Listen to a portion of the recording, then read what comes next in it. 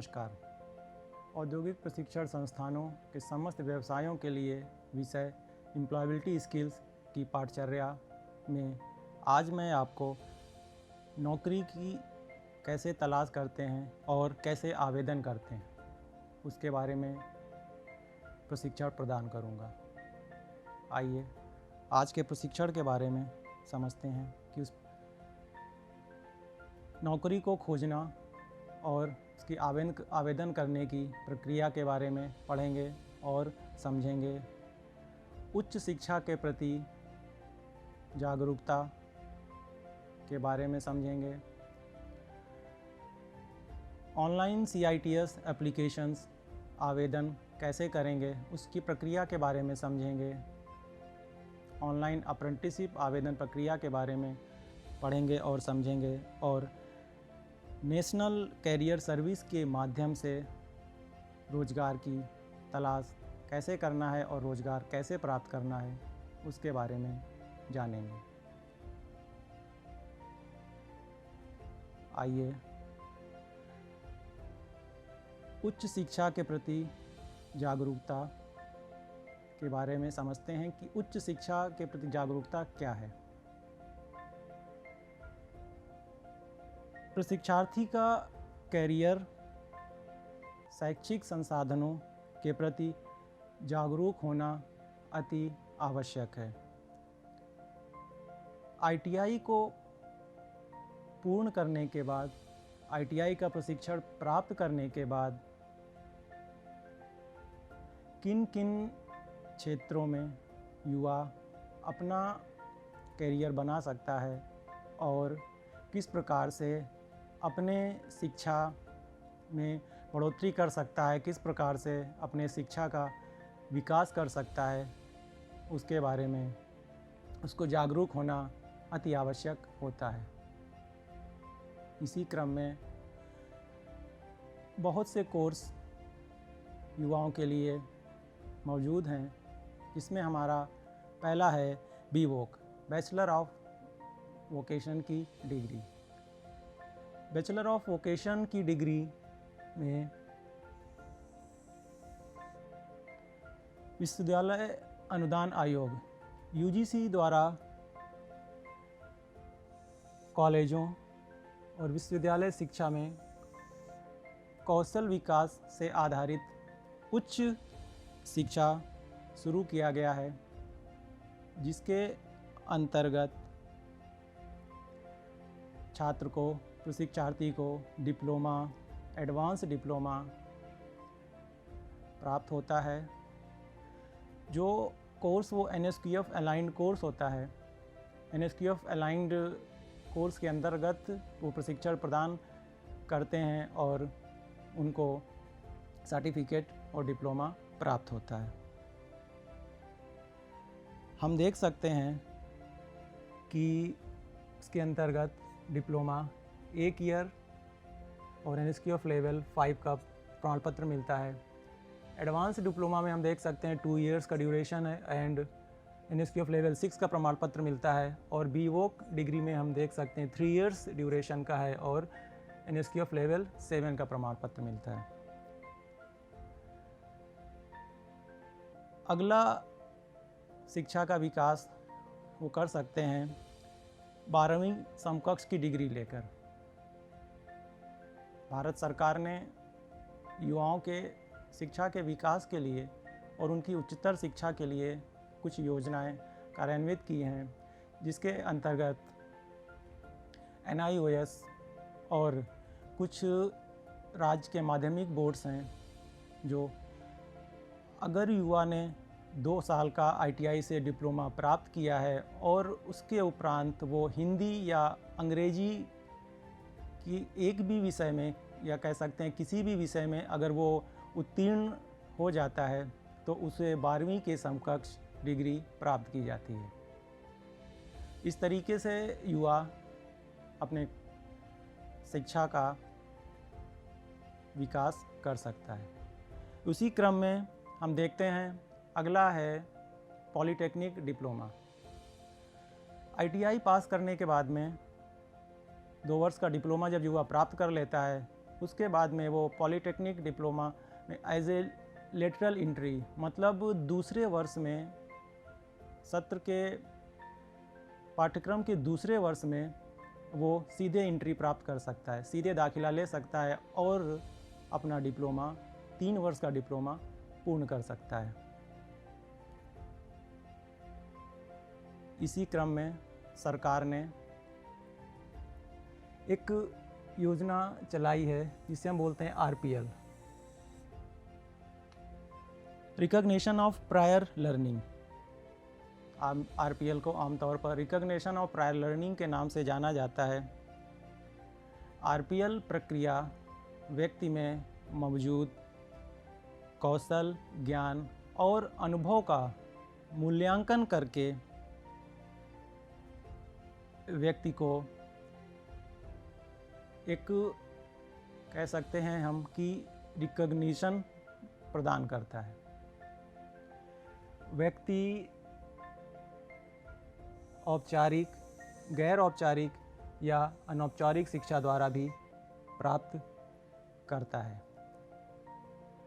Formal और informal education जो व्यक्ति प्राप्त करता है उसका मूल्यांकन, और व्यक्ति के पास जो कौशल होता है, जो हुनर होता है और उसके पास जो अनुभव होता है, उसका मूल्यांकन करके इस प्रक्रिया के तहत व्यक्ति को प्रमाणित किया जाता है, सर्टिफाइड किया जाता है।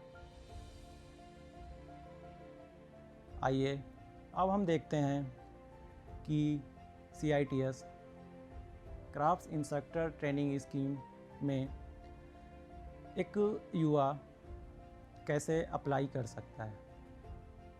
ऑनलाइन आवेदन प्रक्रिया के बारे में हम समझेंगे और जानेंगे।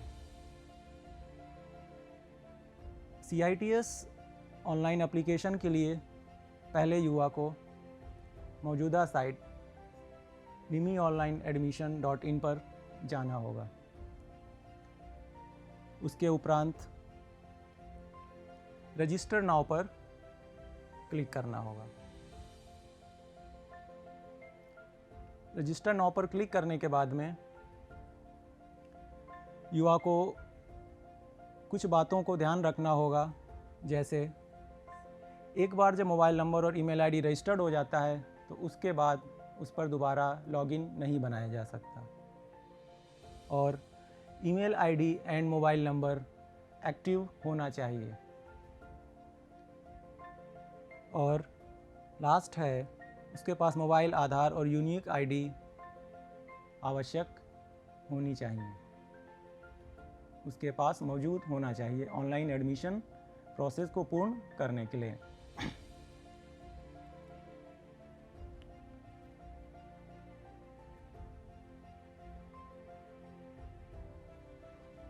प्रथम स्टेप के बाद में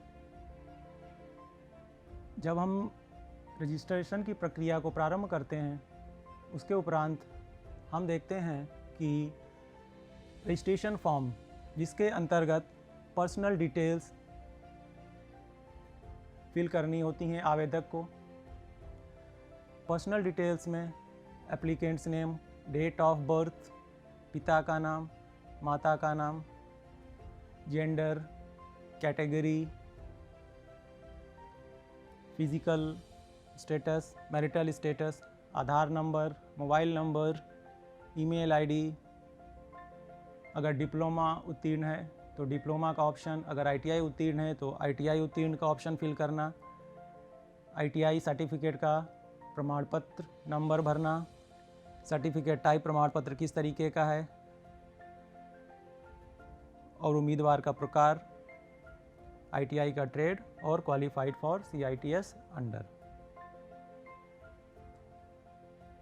इन फील्ड्स को फिल करने के बाद में अगले पेज में उसको अपना परमानेंट एड्रेस फिल करना होगा। परमानेंट एड्रेस में सिटी, स्टेट, सारे पार्टिकुलर्स उसको अपने भरने होंगे। करस्पॉन्डेंस एड्रेस अगर सेम है परमानेंट एड्रेस की तरह, तो आप सिंपल से यहाँ पर युवा को टिक करना होता है। टिक करते ही करस्पॉन्डेंस एड्रेस और परमानेंट एड्रेस, स्थायी पता और पत्राचार पता का कॉलम फिल हो जाएगा।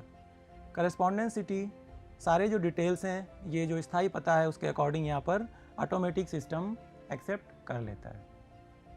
इसके बाद में युवा को, आवेदक को सबमिट करना होगा। सबमिट बटन को क्लिक करने के पश्चात अगले स्टेज में क्वालिफिकेशन डिटेल्स फिल करनी होंगी। क्वालिफिकेशन डिटेल्स में exam passed, school, board, university, year of passing, subject, percentage of marks and grade fill करना होगा। इसके बाद टेक्निकल क्वालिफिकेशंस में examination passed, university, batch, certificate number, course duration, percentage of marks और grade fill करना होगा। Academic और technical qualification fill करने के बाद में आवेदक को सबमिट बटन प्रेस करना होगा। सबमिट बटन प्रेस करने के बाद में ये फॉर्म कंप्लीट हो जाएगा और आवेदक नेक्स्ट फॉर्म की तरफ मूव कर जाएगा। जो स्टेप 5 है, स्टेप 5 में है अपलोड डॉक्यूमेंट्स। इस स्टेज में आपको डॉक्यूमेंट्स अपलोड करने होंगे से संबंधित photo and signature, community certificate अगर आवश्यक है, 10th सर्टिफिकेट अगर डिप्लोमा डिग्री है और अगर आप रिजर्वेशन कैटेगरी में हैं तो। इन सर्टिफिकेट्स को अपलोड करने के बाद में, डॉक्यूमेंट्स को अपलोड करने के बाद में आप यहाँ पर एज ए प्रूफ तरीके आप नीचे देख सकते हैं कि ये डॉक्यूमेंट्स आपके अपलोड हो गए हैं। नेक्स्ट स्टेज आता है ट्रेड डिटेल्स। डॉक्यूमेंट अपलोडेशन के बाद में हम नेक्स्ट पेज पे मूव करते हैं, जहाँ पर हमें ट्रेड डिटेल्स और एग्जामिनेशन सेंटर्स के बारे में पूरी जानकारी प्रोवाइड करनी होती है, जिसमें हमें ट्रेड के बारे में, जिस ट्रेड में हमें पढ़ना है वो हमें फिल करना है, और एग्जामिनेशन सेंटर्स में हमें वो सेंटर्स चूज़ करने हैं अपनी सुविधा के अनुसार, जहाँ हमें परीक्षा देना सुविधाजनक रहे। उन सेंटर्स में 4 चॉइसेस हैं, 1, चॉइस नंबर 2, चॉइस नंबर 3 और चॉइस नंबर 4।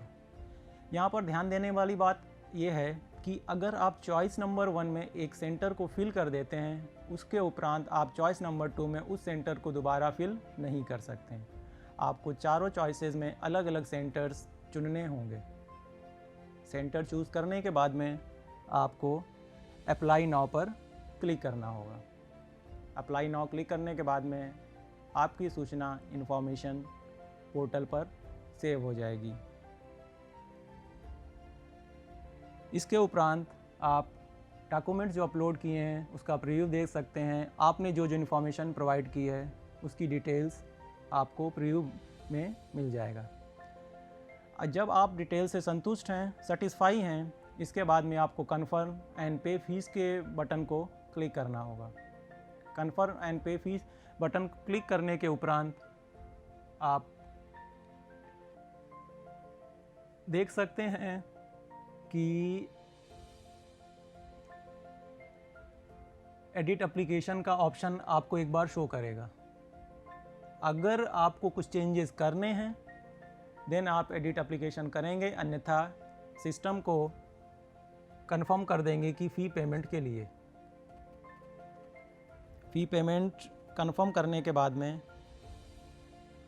आपके पास में ये इंटरफेस जनरेट होगा।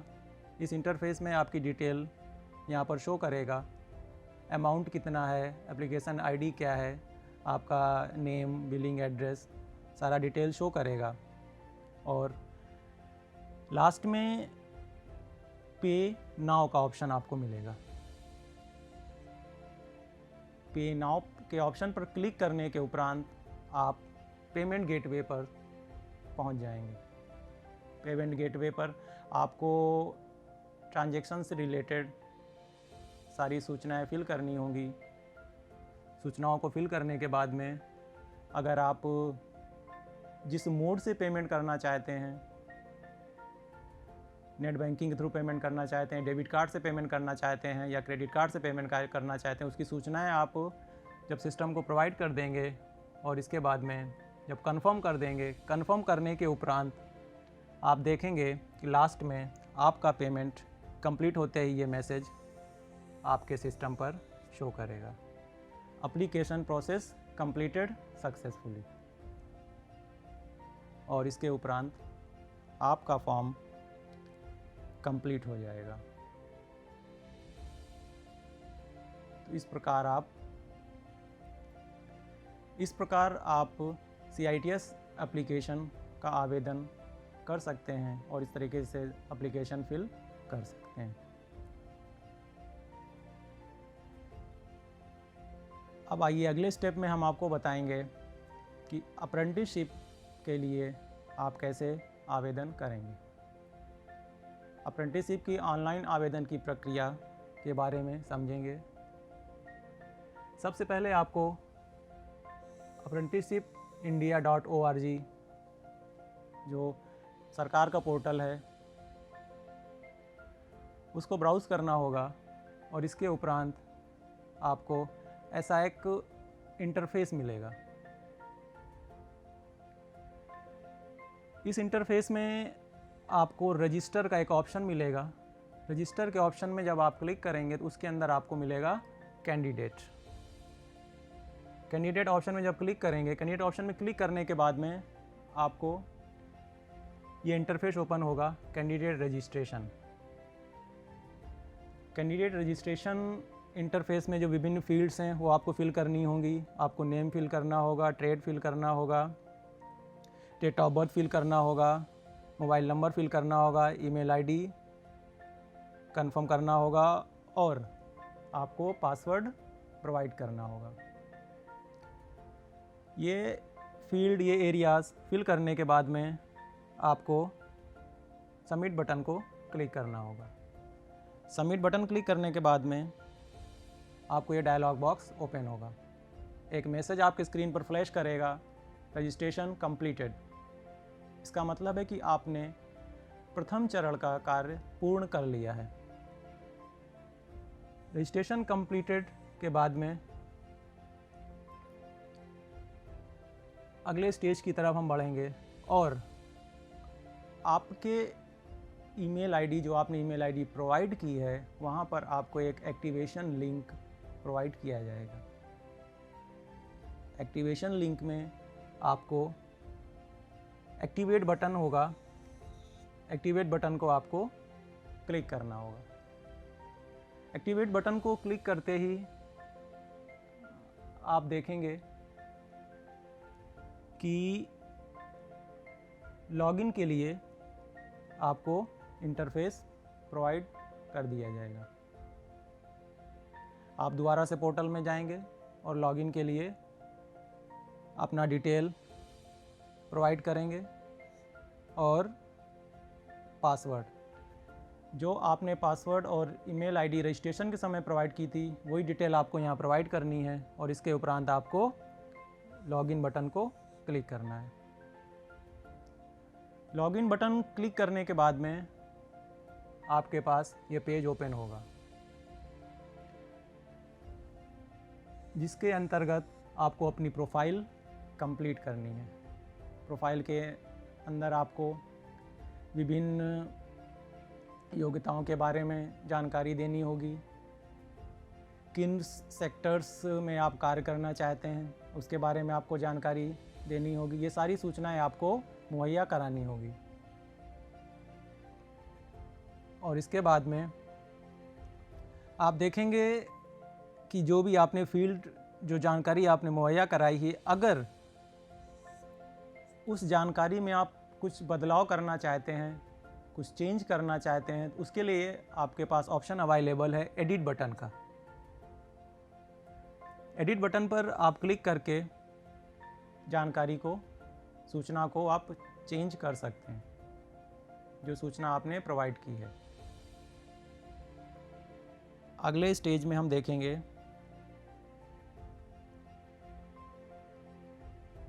कि जो भी हमारे पास सूचनाएं थीं जो हमने प्रोवाइड की थी आपको नेक्स्ट इंटरफेस में सारा मिल जाएगा। Email ID, mobile number, gender, date of birth और यहाँ पर आपको डॉक्यूमेंट अपलोड करना होगा डेट ऑफ बर्थ के प्रूफ में।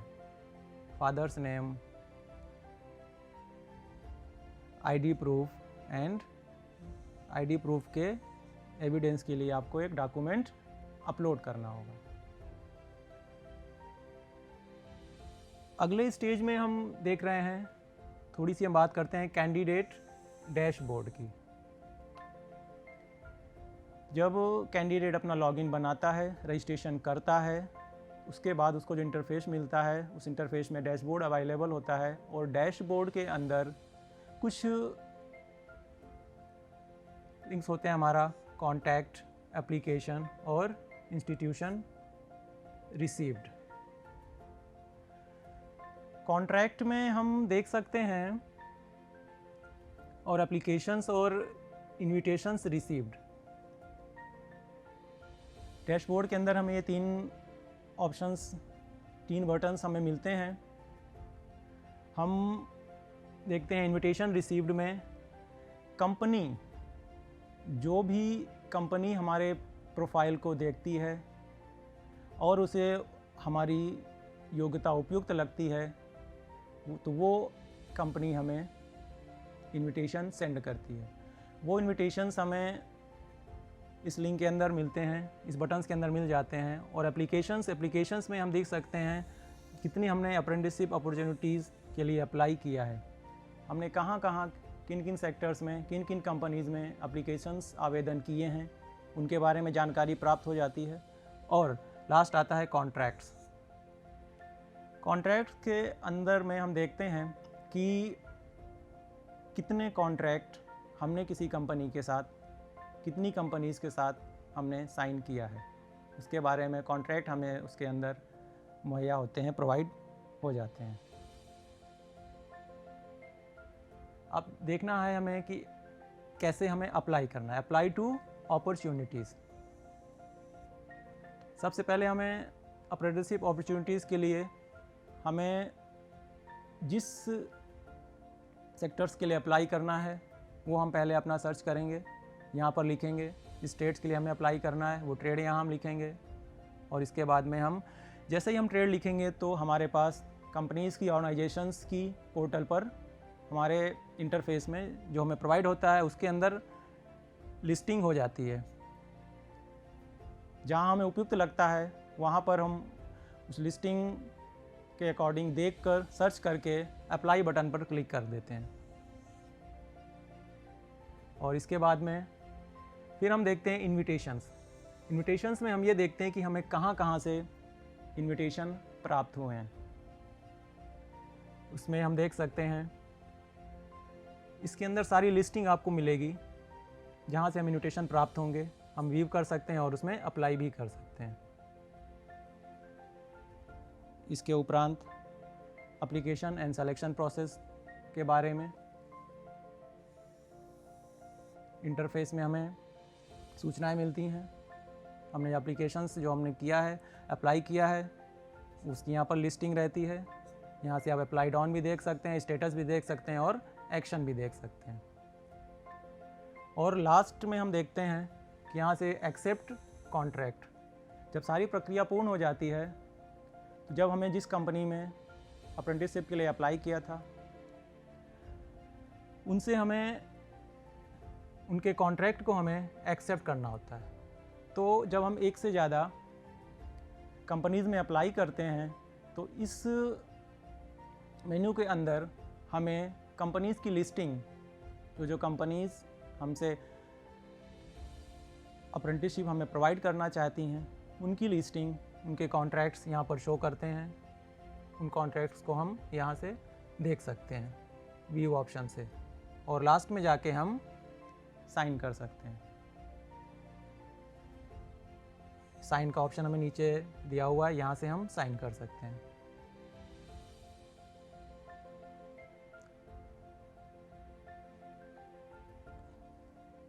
इस तरीके से हम भारत सरकार के पोर्टल अप्रेंटिसशिप इंडिया पर जाकर अप्रेंटिसशिप के लिए, शिक्षुता के लिए अप्लाई कर सकते हैं, आवेदन कर सकते हैं। आवेदन प्रक्रिया विभिन्न चरणों में पूर्ण होती है।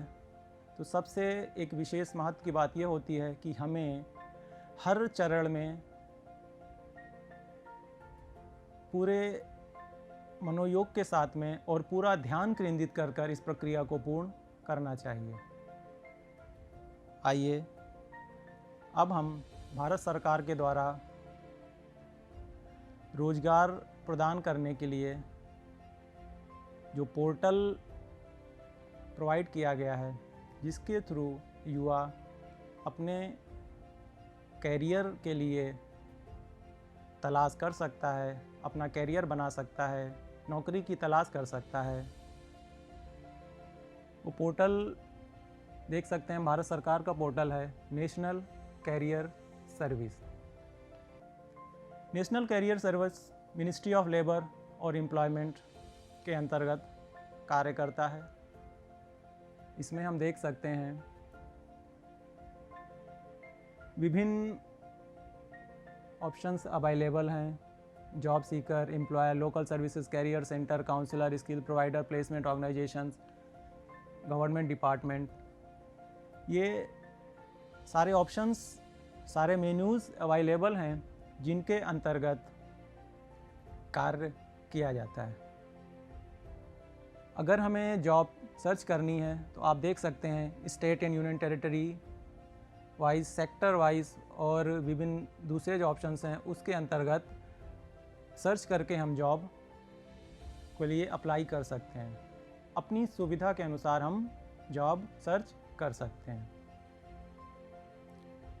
इस तरीके से हम अपने कैरियर को बना सकते हैं, जॉब की तलाश कर सकते हैं और अप्लाई कर सकते हैं। आज मैंने आपको नौकरी की तलाश कैसे करनी है और आवेदन कैसे करना है उसके बारे में प्रशिक्षण प्रदान किया है, और उसके अंतर्गत हम लोगों ने जाना कि नौकरी को कैसे अप्लाई किया जाता है, उसको कैसे सर्च किया जाता है। उच्च शिक्षा के बारे में हमने समझा, उच्च शिक्षा की जागरूकता की अहमियत को हमने समझा, और ऑनलाइन CITS एप्लीकेशन का आवेदन कैसे करते हैं उसकी प्रक्रिया के बारे में समझा। ऑनलाइन अप्रेंटिसशिप का आवेदन कैसे करते हैं उसकी प्रक्रिया के बारे में समझा, और नेशनल कैरियर सर्विस के माध्यम से हम जॉब की सर्च कैसे करते हैं और जॉब को अप्लाई कैसे करते हैं उसके बारे में पढ़ा और समझा। हमने इस प्रशिक्षण को NIMI-online-admission.gov की मदद से आपको मुहैया कराया, आपको प्रशिक्षण प्रदान किया। apprenticeshipindia.gov से भी मैंने कुछ कंटेंट लिया है, और NCS.gov नेशनल कैरियर सर्विस की भी मदद से हमने इस प्रशिक्षण को तैयार किया है।